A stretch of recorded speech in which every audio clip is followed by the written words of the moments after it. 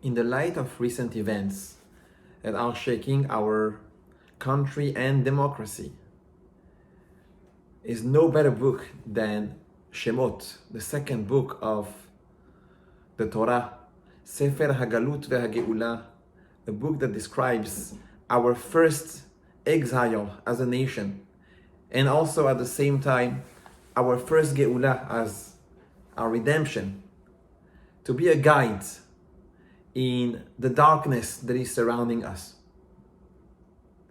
I would like to take some time to think about and talk about the name of this book and the name of the parasha of this week. The pasuk starts with Ve'ele Shemot Bnei Yisrael Habaim Mitzrayma. These are the names of the sons of Israel, referring to Yaakov Avinu, who came to Egypt.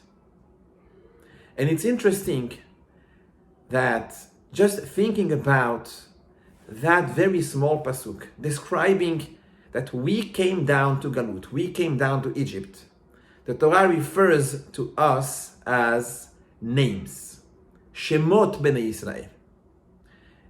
And the Pesukim make sure to once again tell us about who we are. Reuven, Shimon, Levi, Yehuda, even though in Parashat Vaychi we already know exactly what are the names of the sons of Yaakov.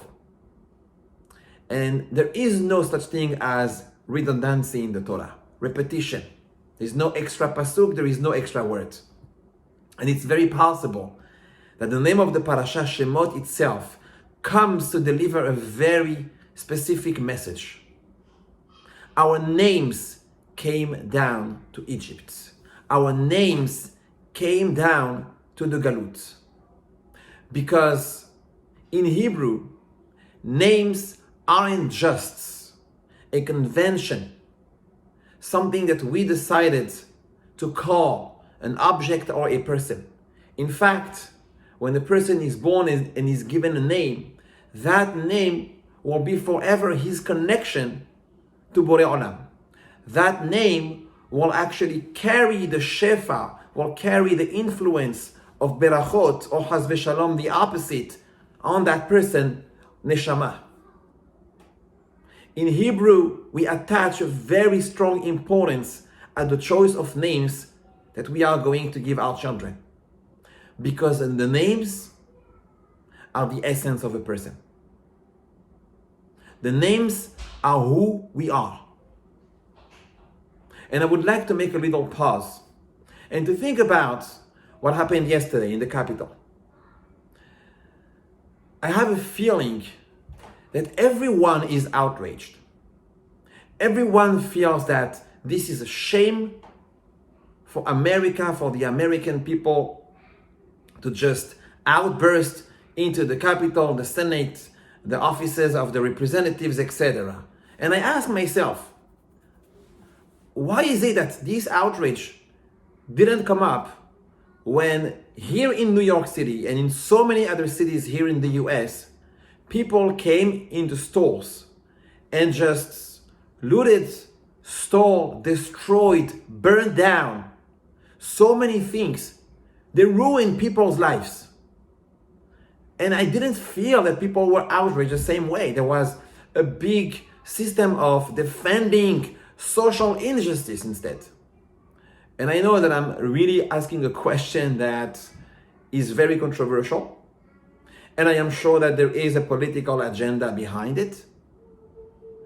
But I also have a feeling that this outrage, this surprise, doesn't come only from the Democrats. As I'm seeing and looking and listening around, there is here something that has been touched. By storming into the Capitol, it meant something else. And as I was thinking about it, I would like to share with you a thought that can connect to what we just said. Yes, it is absolutely unacceptable that people are ruining each other's life by stealing and destroying other people's properties.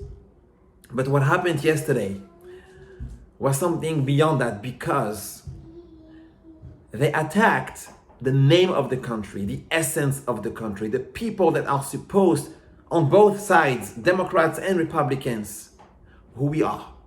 They are our essence, the essence of America. They are the Shemot, they are the names. And that means something much more, something much deeper.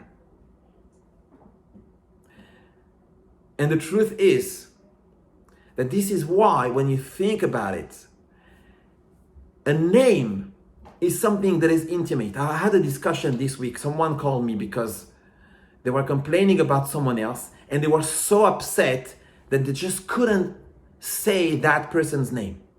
Because when you say someone's name, you automatically get closer to that person. You are looking for some intimacy. And this is why the names represent the essence and they represent the closeness that we can have towards each other.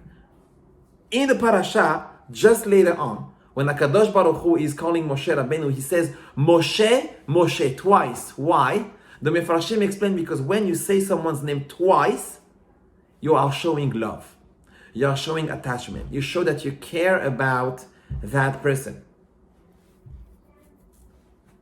And this is why everything that is happening in the Parashat of Shemot and the book of the Shemot has to do with names. Because what truly came down in Egypt was not our body, was not just our family members, it wasn't just a change of location, but our essence, our name, our intimacy, our closeness to God came to exile, came to a strange place, and we were deeply affected by that. Vaya'anunu, says the Pasuk. The Misnim made us suffer. Vayare'u lanu. They made us bad. They transformed us. And Chachamim give us our answer back. Shelo shinu et. Remember that midrash. We didn't change our names. Shelo shinu et shemam. Which means that our resistance was in a way that we made sure, at least those who realized what the real problem was, that we couldn't change who we truly were. That we had to make sure that our essence could not be different. Our being, our neshama could not be affected. And that is the greatest danger of Galut.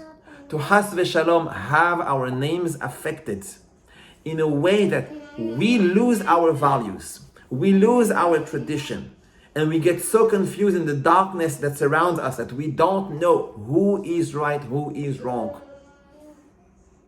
That is the real Galut. And that is what the book of Shemot tells us.